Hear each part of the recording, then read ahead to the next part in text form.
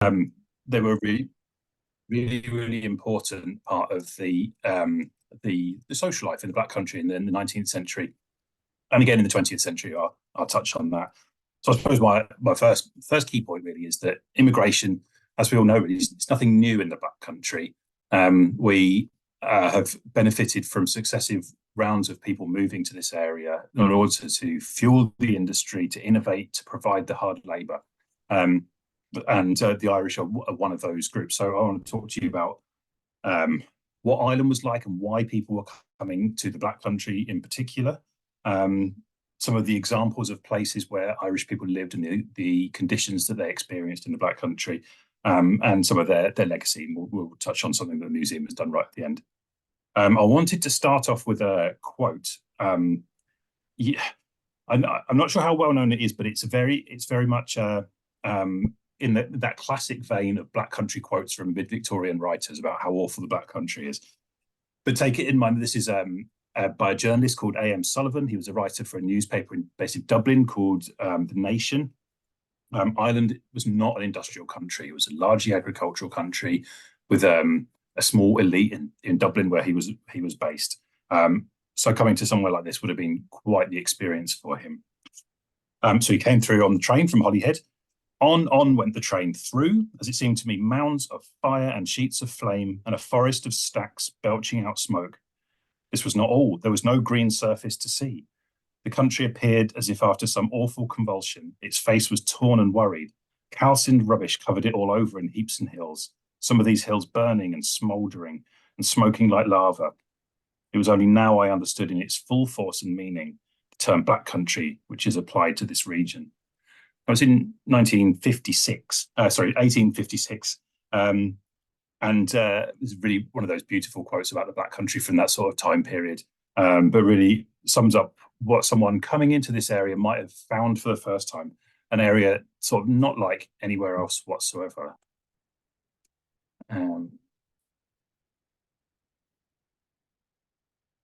So what I want to talk about, as I mentioned, we'll cover why people were moving to Ireland and from Ireland to the Black Country, what it is about the Black Country. But I think first we need a bit of context about the history of Ireland and why it was that it ended up in this situation in the first place. So Ireland, as we all know, is the island next door to Britain. And over time, it's had a very complicated relationship with England in particular and with the rest of the British Isles in general. It has a really long history. In fact, some of the culture and writings have a longer history than many of the communities in Britain itself, mainland Britain. It was one of the preeminent centres of learning in Europe in the Middle Ages, and so the English, or as it was then, the Normans, took a fancy to it. And they were the first to try and make a move and establish a bridgehead in Ireland and gradually take over the country. They didn't do very well. They got to Dublin and took around about 30 miles or so around the city of Dublin, and they called it the Pale, after the palings, which would form like the stockade around the edge of it. So if you've ever heard the expression beyond the Pale, it means those native Irish people that were living beyond the so-called civilized zone in Dublin and around it. The Irish would have still have been basically Celtic in this stage, and were seen as perhaps a lower form of life by some writers, actually, and that's a theme that we get continuing right through into the 20th century almost.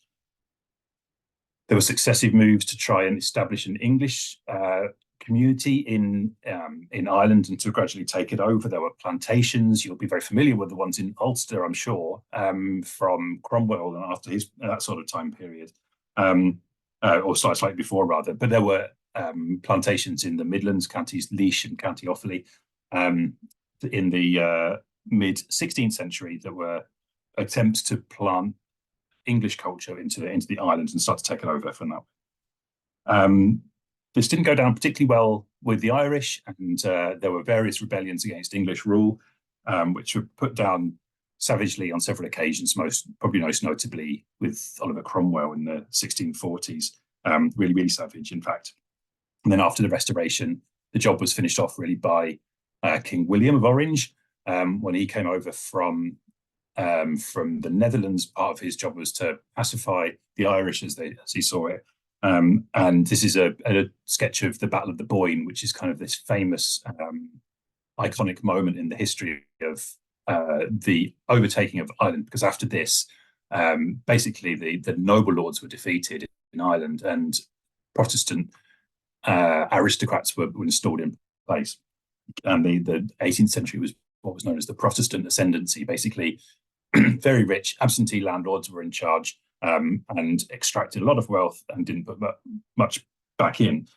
And of course, this sort of thing has ramifications. You'll have heard of King Billy and the Battle of the Boyne. It was July the 12th, which is celebrated in Northern Ireland by the Unionist community, still has resonances to the present. So there was a lot of resentment against English rule by people who would consider themselves native Irish. There was a lot of oppression, it's fair to say, most notably in the penal laws. So until 1829, Catholics were not allowed to vote in any part of Britain. And that was a particular problem because Ireland was majority Catholic. And in fact, Ireland only became part of Britain after a particular rebellion. That was in 1798, and by a group called the United Irishmen. They tried to basically boot out the overlords.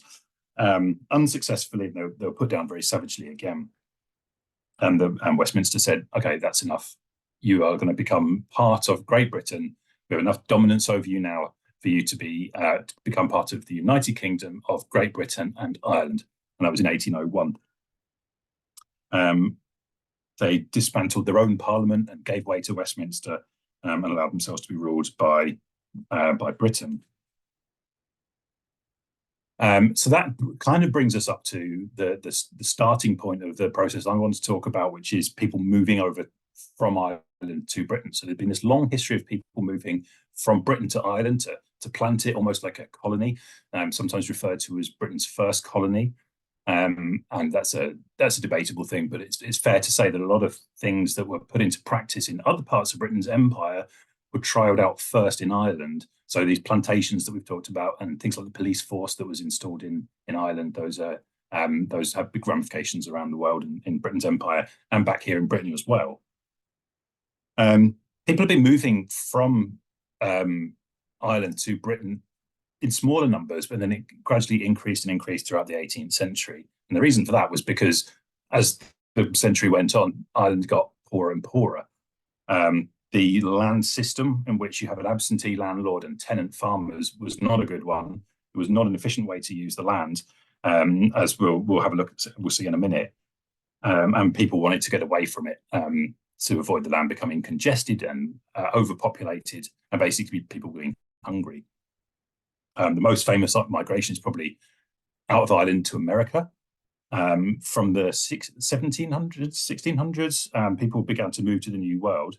The majority were what are now referred to by Americans as Scotch Irish. So it would be from the Ulster region, people that have been backwards and forwards and had a close relationship with Scotland, perhaps some of the ancestors of the planters from the 1600s. Those tended to be a kind of a slightly higher social class, slightly better off, able to afford the passage. As we move into the 19th century, more and more people were trying to get out, more poorer people were trying to get away as well. But it was still a problem because it was an expensive passage. It was still free and open to go to America, but more and more people had to put up with Britain. So the idea of coming to Britain was maybe as a staging post, so you'd save up and make your way as a stepping stone to America.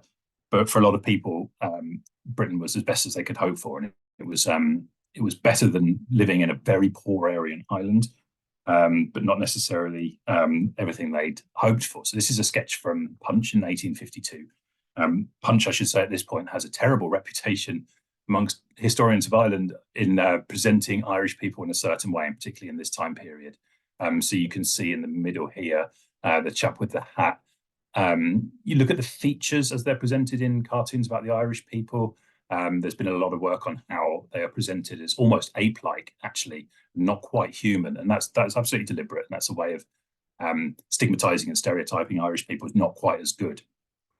And that was particularly the case when people started to find Irish communities developing in towns and cities in Britain. So where you ended up in Britain as an Irish person depended on where you're from originally, generally speaking. So if you're from Ulster, you might go to Glasgow because that's the closest steamship connection, as they started off in the 1840s, which is why you've got a lot of still got a lot of that history of sectarianism in Glasgow. You've got Rangers, which is the Protestant team, and Celtic, which is the Catholic team. And that's absolutely from this time period when people were moving over from Ulster, which is a mixed community. Other places from Munster in the southwest, you'd be moving to London, perhaps.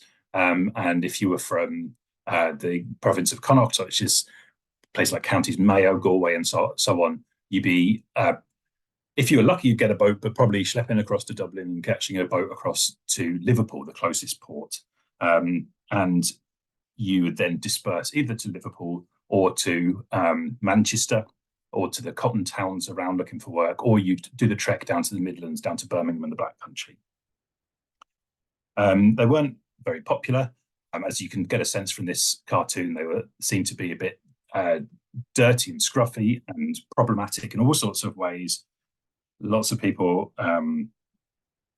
thought they were a general problem, and from whatever side of the political spectrum. So people from the kind of classic laissez-faire liberal side of things thought they were a drain on the economy and they wanted to send them back to Ireland. People from the very far left, so Engels, for instance, Frederick Engels, he held the Irish responsible for dragging down the English working class, and so on and so on. They got a lot of stick and not much support, really, wherever they go. And in the 1830s, 1840s, you do start to have small numbers of people then moving towards Birmingham and the Black Country. I should stress, still very small numbers, settling in some of the poorer areas because they were poor people and that's what they could afford, and starting to build up a community. And that's probably what would have continued to happen. People are coming across in small numbers, except for some of you might be a step ahead of me, but one event that exacerbated all of this in the late 1840s. So the population in Ireland was very large. In fact, it only reached the same level of population in Ireland in the last census in the early 2020s, because it declined so much in the intervening years. We talk about maybe 6 million people living in Ireland at the time. And most of them were desperately poor. So we're talking a lot poorer than most people, even the rural working class in England. It's really what you would call subsistence level farming. So the system was basically that you would rent a plot of land from your landlord. If you were lucky, they would be there occasionally, but for a lot of people, we're talking absentee landlords who never set foot in Ireland at all. To make your rent, you would plant grain and you would sell that at the market and pay the cash as rent. And that was the cash crop for most people working in Ireland. And you had to take up so much of your land with that you had just a small amount left to live for yourself as a subsistence farmer, basically. And you'll no doubt all have heard the cliches about Irish people and potatoes. Well, if you were to go back to the 1840s, you find about 95% of your diet would be potato, which sounds pretty, I like potatoes, but that sounds quite hard, heavy going. And really, in very, very little, there's not much variety at all. You boil it in some buttermilk. Perhaps if you were feeling flush, you'd put a little bit of bacon or onion in with it. But generally speaking, you're just living on potato. They had one variety called the lumper, which was a very large potato that yielded enough to eat. And it's reasonably nutritious. But the problem comes if you have a problem with your crop, doesn't it? Because if you're entirely reliant on your potatoes, then if things go wrong, then you've got serious issues. And that did happen periodically in isolated places and some of the poorer parts of Ireland. And the government occasionally introduced like a public works scheme, like building a road or something like that, or a soup kitchen. But there was little interest then, because this was all understood. There was not very much interest when some crops started to fail in late 1845. People started to dig up potatoes and found they rotten. So if you have an allotment or a garden, if you've ever had potato blight, that you'll know exactly the problem I'm talking about. The leaves start to go a bit nasty, and you dig it up, and it's just a soggy mush under the ground. That happened, but this time it affected the whole of the country. And it affected other parts of Europe and mainland Britain as well. But because of the reliance on this as a subsistence crop, it had a dramatic effect on the rural population of Ireland. And immediately some people started to go hungry. They started to get desperate. They started to rely on the workhouses in Ireland, which very rapidly became overwhelmed. In 1846, the crop failed again. And by this point, things were getting absolutely desperate.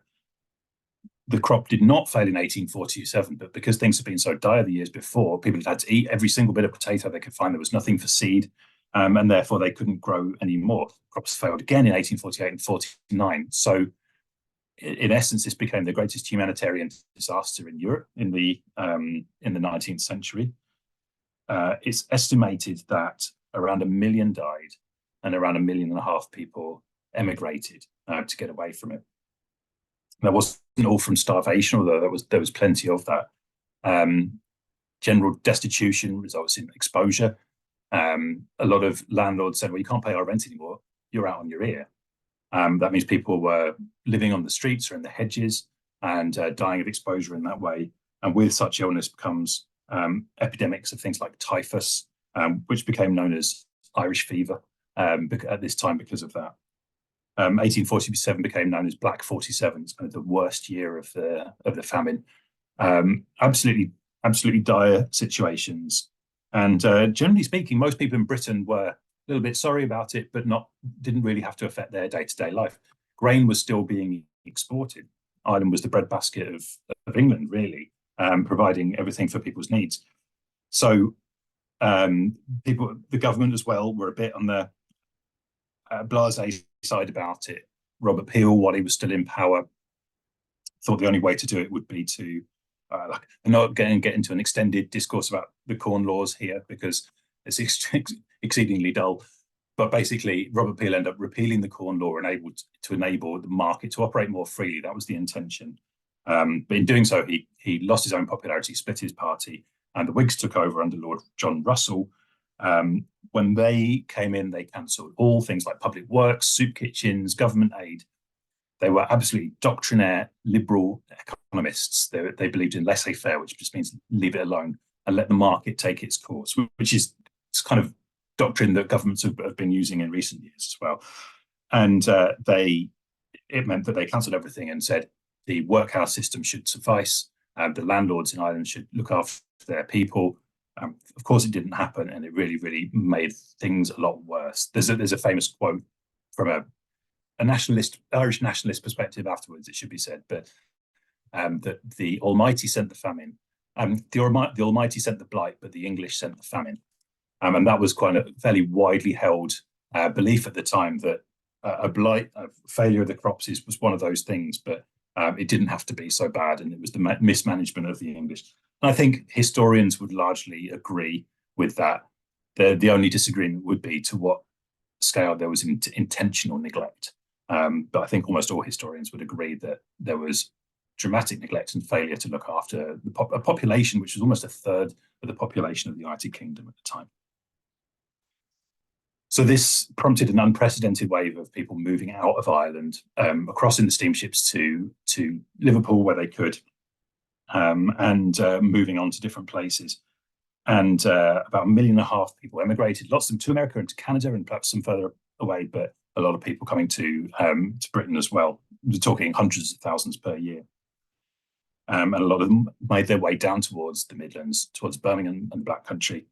And in May of 1847, you start to see in the notes in the newspapers and in the Board of Guardians records for the workhouse in Wolverhampton, the physician there, John Dehaene, saying, so many parts of the town are thronged with Irish vagrants in a state of destitution.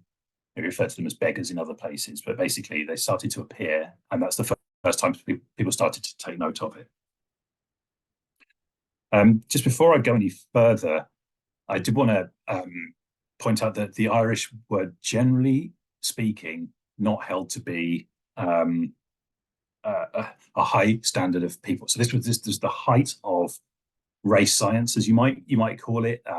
You may have seen these charts of people describing the different races of people as they were seen at the time, with the Anglo-Saxon at the top, going down through the races, the people from South Asia or from Africa, and the Irish were somewhere fairly low, and they were held to be different. You can see that from the pictures here that they were drawn differently. They were shown to be differently, not having.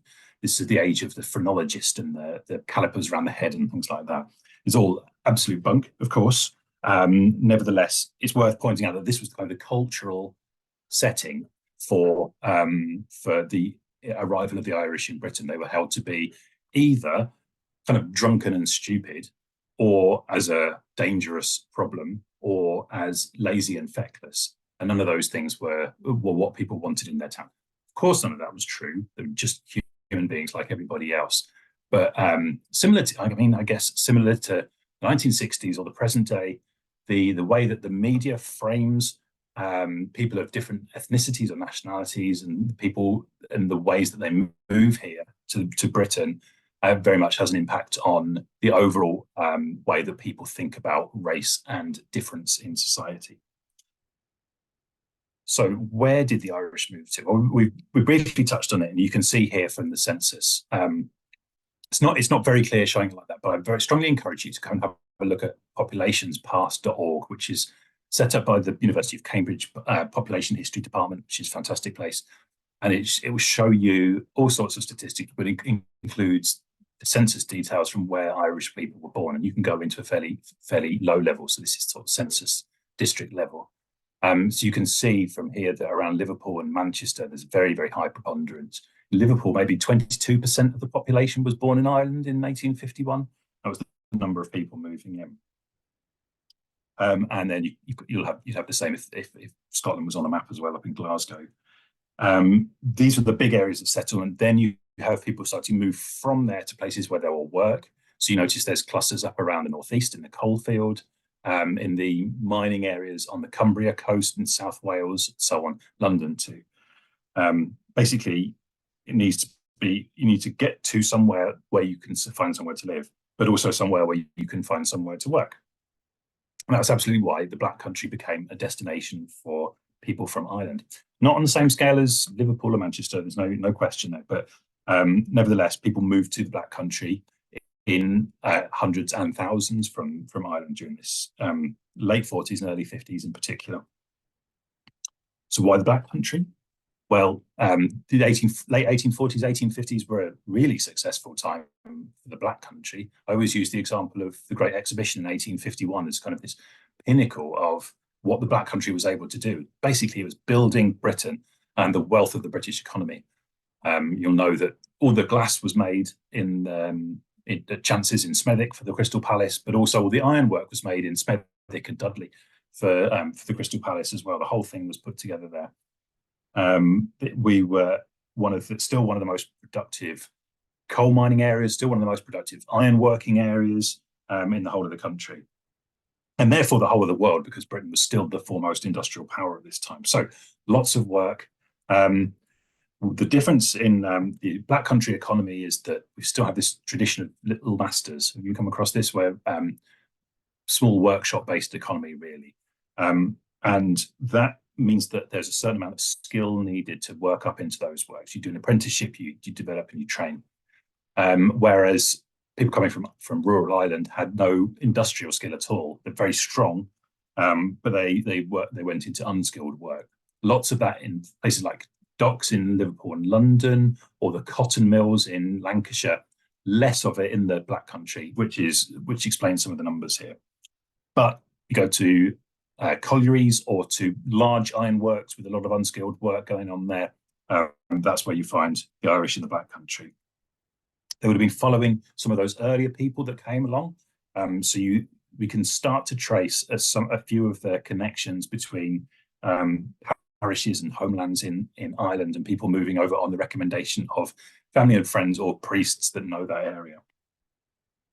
The one I've never been able to quite prove is the very strong Catholic tradition in Staffordshire. We know it was a home for recusants during the Reformation, and it's got that very strong Catholic history, but very difficult to make that link as to whether that was a particular drawing point for Irish people.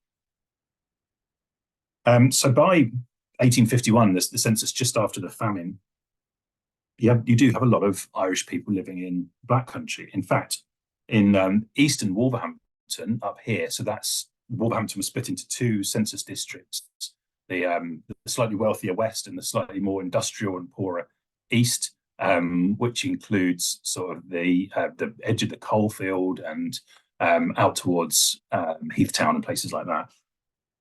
Up to 10% of the population was born in Ireland, much less in Wolverhampton West, and much less in some of the more rural, the kind of the more dispersed areas of the Black Country. So boroughs like regions like Sedgley or Rowley Regis that have got small dotted hamlets, you find many fewer Irish people there. Not just, we'll come across some examples, but less so. Immigration tends towards big towns as a general rule. Got a nice graph for you here. This is the percentage of Irish people in different towns and different places in the Black Country in the 1851 census. And you can see that Wolverhampton is by far the biggest population, but Warsaw as well. Albury and Bilston had significant populations. We're talking up to 1,000 people in towns of, if you do the maths, Bilston was just under 10,000 people, and we're almost 1,000 Irish. So certainly enough to make a difference on the local culture and environment and working life as well.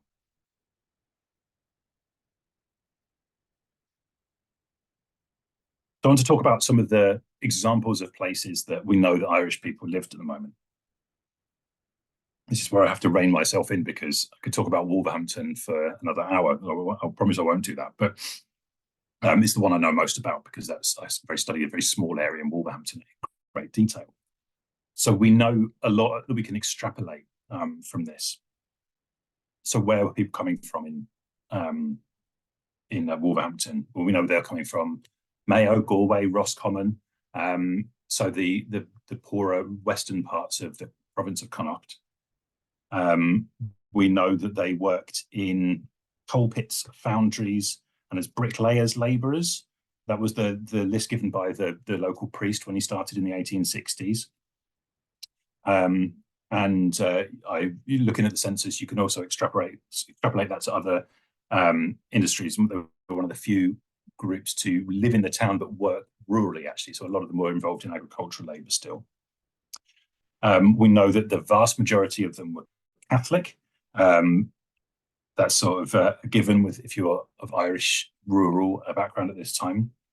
And the large majority of them were spoken Irish as a first language, which you can have a go at on Duolingo if you've ever got the time. It's extremely difficult. I found it. I can speak a little bit, but it's a really interesting subject which we could explore more if you wanted. But the fact that most of them actually spoke a different language as their first language, had only limited English sometimes.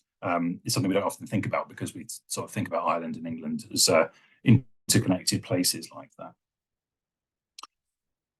Where did they move to? Well, the majority of them moved to just a small part of Wolverhampton, nicknamed Carribee Island. A lot of towns developed a small area like this that became known as a little island. So Manchester had one literally called Little Island, but there was also Angel Meadow in Manchester. There was St Giles Rookery in London, and so on. Most towns and cities had an area. That's really simple economics. It's where the poorest places were in the town, poorest condition housing, almost always in the north or northeast of the town. And that's simply because that's the way the wind blows the wind from the southwest towards the northeast in this country. And it was somewhere perhaps with a slightly more sympathetic letting agent. I think that's my conclusion here, is that there was a letting agent who represented a lot of the landowners here, and was as Catholic himself, and was perhaps a bit more sympathetic to some of their plight. This was, if you know Wolverhampton, it's just behind the Hogshead pub. So it's on the corner of Stafford Street and what's now Broad Street, used to be Canal Street. And that area behind there that's now kind of working class terraced housing, that was basically looked like this and this. This is that junction where the Royal London building is now, if you can believe that. and this is an alleyway called Coles Croft. So just to give you an idea of the sorts of houses people had to live in, if you were desperately poor, not just ordinary poor, in the Black Country. This is Coles Croft. There were 30 odd houses on this street. They were about 9 foot square, and they were one up, one down houses with just a little bit of a storage cellar. And they were averaging 15 to 20 people in those houses, some of them in the 1851 census. So absolutely crammed. I kind of think of the 1851 as a slight anomaly because it was just after that peak period of emigration, but actually the houses stayed really, really densely occupied, especially in that kind of inner area behind the main streets there. Which I can show you this from my research. So this is a beautiful map in Wolverhampton archives from the early 1850s, showing you that's Stafford Street and that's Canal Street along the bottom, Broad Street. You can see that densely packed houses that are in there.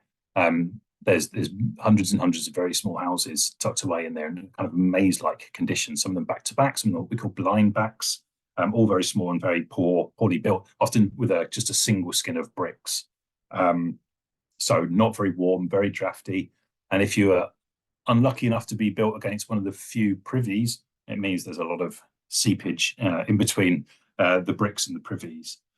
In 1851, there was about 3,500 people born in Wolverhampton, born in Ireland, living in Wolverhampton.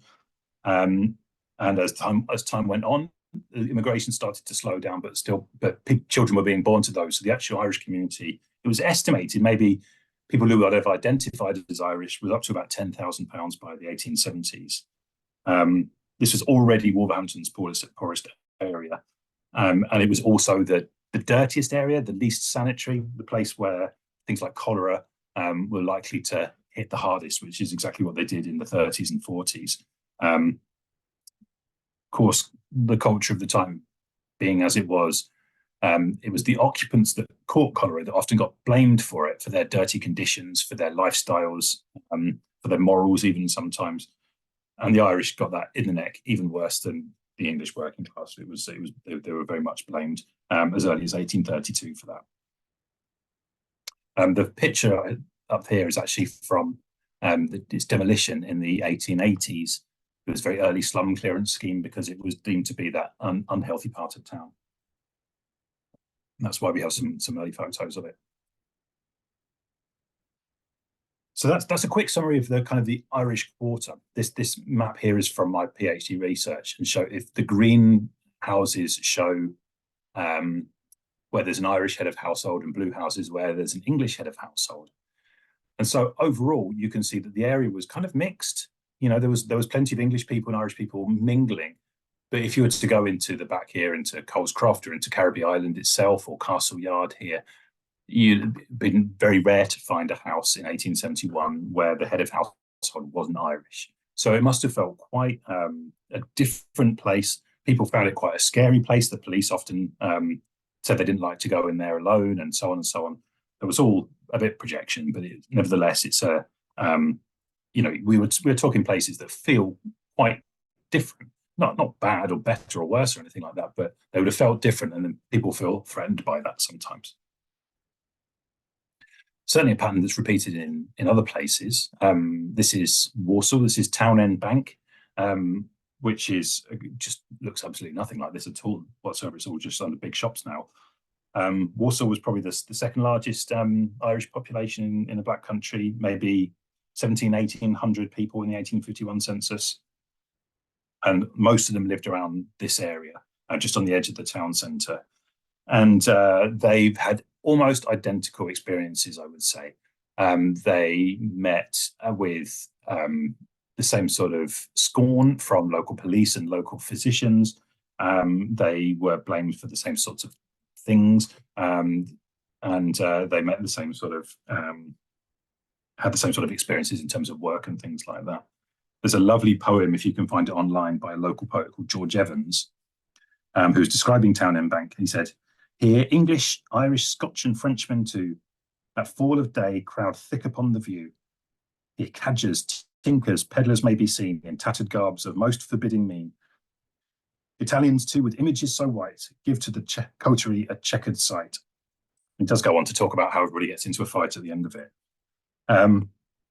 We noticed that in Warsaw, the exact same thing happens under the same slum clearance scheme that Wolverhampton applied to in the 1870s. Warsaw also knocked down Town End Bank, and the Irish people there were scattered very often into just the areas around it, making those ones more overcrowded. The intention was that by knocking down an area like this, you'd be able to let it out for, sell it off to private developers for making beautiful new working class housing according to the new bylaws that have come in. But of course, by the 1880s, we're in the middle of a depression in the back country, so nobody wanted to build new houses. So a lot of people had to put up for a very long time. Wednesbury was another area with a quite substantial Irish community, and I think this is probably something to do with the nature of work around it. A lot of large factories with needing some unskilled work, and coal mines as well. Nearly 1,000 in the 1851 census. And this is actually where that journalist, A.M. Sullivan, I mentioned at the beginning, this was where he was coming to visit. He estimated a lot higher, actually, but he was invited there to see what the conditions were like for people living in the Midlands from Ireland. And he raised some really interesting points in his article about their experiences. One of the things that stuck with me is that he mentioned that they all spoke Irish. So the quote that he gave was, "Who has ever heard of the murky courts and alleys in Darlaston, Oldbury and Wednesbury, where the Gaelic tongue is now more often heard than the language in which Thor and Woden were praised and glorified? Yet so it is, the Irish are here also in thousands. It is lives, not labourers, that are bought and sold in the forges and furnaces of South Staffordshire," which I think is a wonderful quote.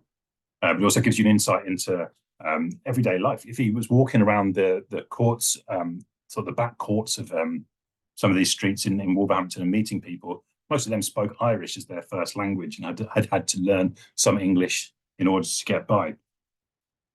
And he thought that actually in these places there were more Irish was spoken than English was spoken.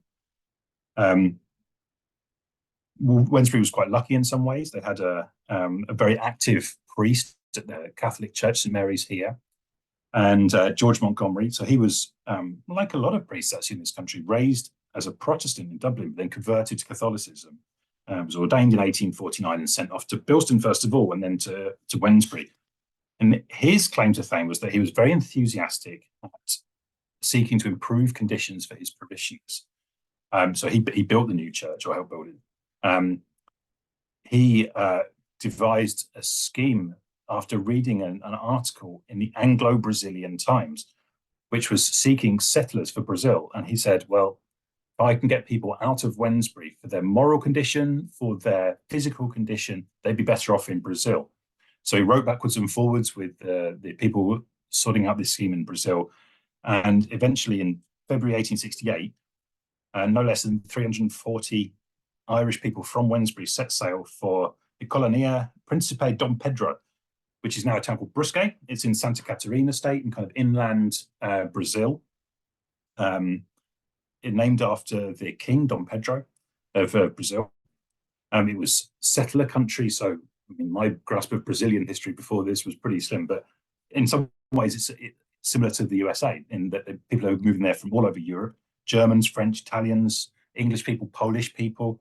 And the same issues occurred, is that people didn't necessarily get on. They were crammed together in difficult situations in towns, trying to eke out a new life as settlers there. There was floods, there was fights, there was all sorts of things. And eventually the Irish and English were sort of priced out, forced out by the competition. A lot of these Irish people had to move back to Wednesbury. Some of them came back to Ireland. Some of them ended up in Pennsylvania, actually, in a different kind of black country altogether in industrial Pennsylvania. So a lot of the Irish immigrants had hoped to make this onward journey to the New World, but in reality, it wasn't always as rosy as they'd hoped it might be. Even Stourbridge, just a small town still at that time, had a small Irish community.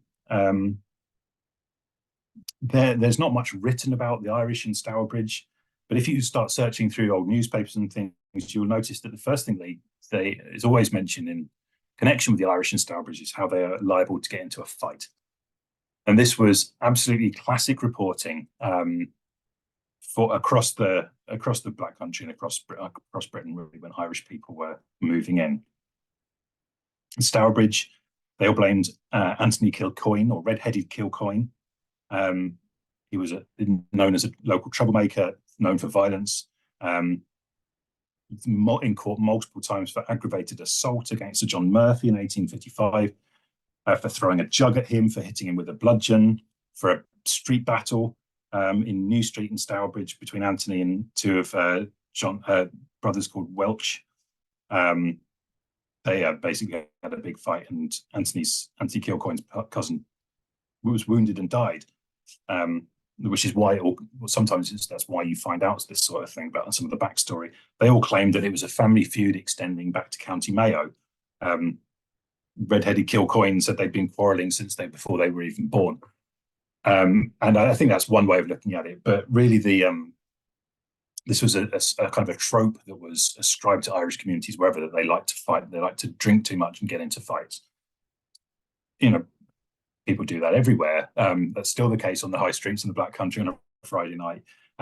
It's fair to say that Irish people were used to having a fight as a way of almost like socializing in this time period, and there was a lot of drink around because you needed somewhere warm and dry when your home was so rotten, so you went to the pub. But absolutely, it was the same in Wolverhampton and Carribee Island, that the police would keep extra close vigilance on Irish areas because they knew they would probably be able to make some easy arrests there. And so the reporting and the criminal justice system and what's actually going on is a bit difficult to make out sometimes.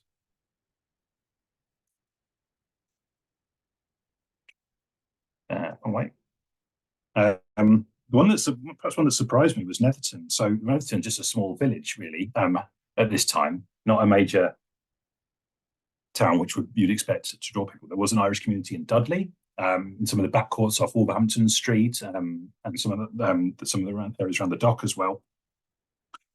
And this is the kind of area that got reported in newspapers. But Netherton's an interesting story, really. Not a large or clustered Irish community like some places. In fact, it centres around an employer. So Noah Hingley, you'll all be familiar with, one of the Black Country's biggest firms at this time period. When he took up chainmaking and nailmaking, as we all know, went off to Liverpool to set up a warehouse there for his goods. Was very unsuccessful, but what he did spot there was people making anchors, and he looked at them welding rods together and said, I can do better than that with Black Country hard work and technology. So it's quite a familiar story. Came back, set up the steam hammer in Netherton. What's less well known is that he also talked to the Irish anchor smiths in Liverpool and asked them to come with him. So they not only have they got the local fuel supply and technology and the forging technique, but also some of the very specific anchor making skills that were needed to do this. So he asked them to literally walk all the way down from Liverpool to Netherton, and you can find some of them in the census that have got children that were born in Liverpool, have made their way down to work at Hingley's. So not all communities were the same. It's probably fair to say. And then Oldbury as well.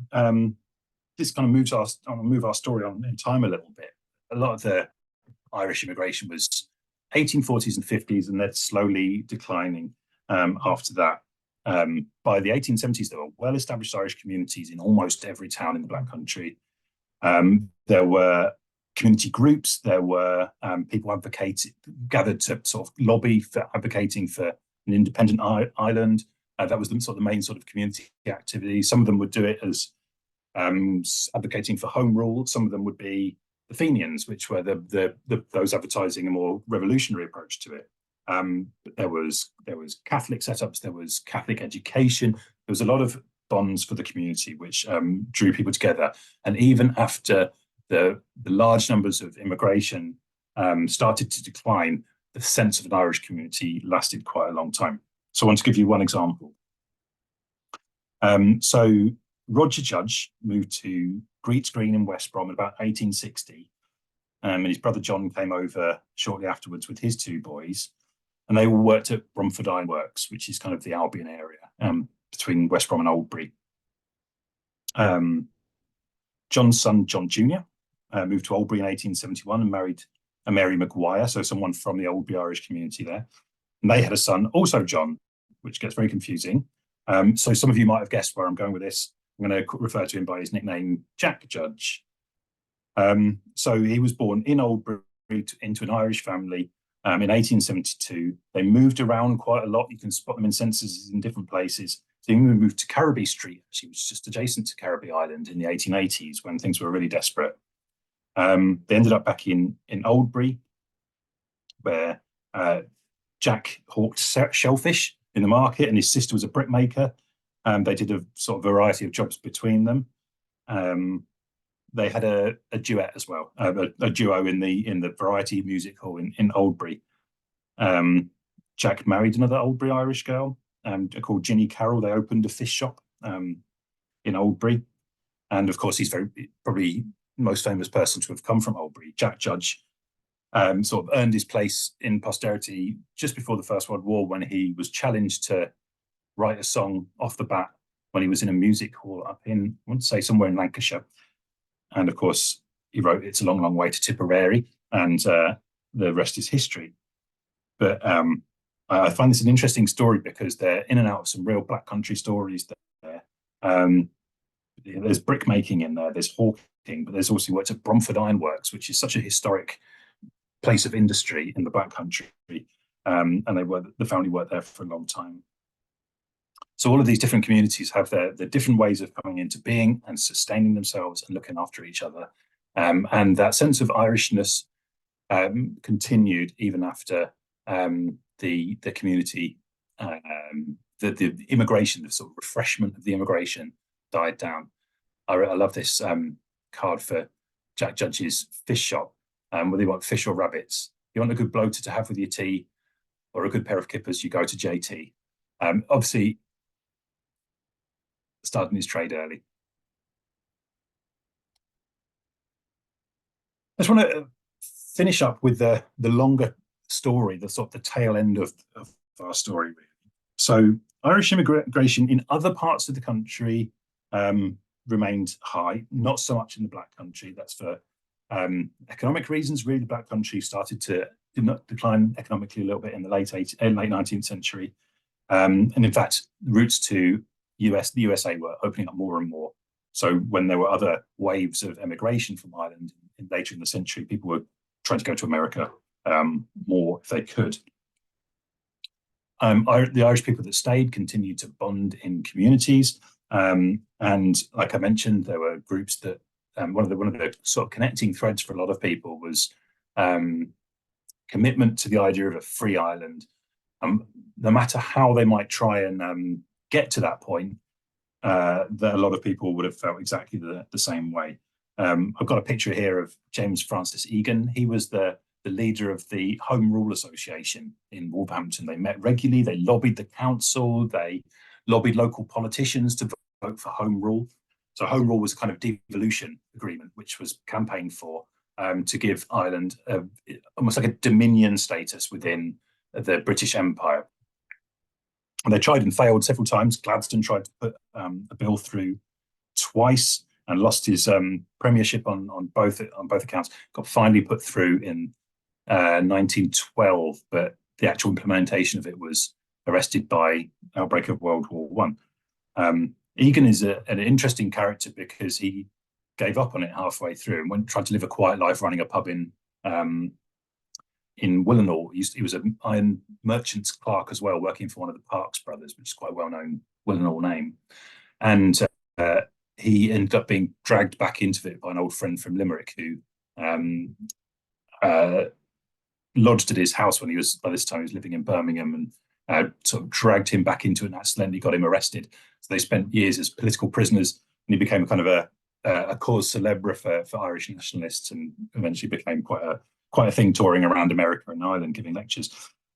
Eventually in 1916, There was a revolution in Ireland, and this time it wasn't successful, but it was so brutally dealt with that it really got the sympathy of the population. And the movement then for a free Ireland really started to pick up momentum. There was a war of independence against British rule, which ended in a treaty in 1922, by which Ireland would be partitioned into Northern Ireland and the Irish Free State.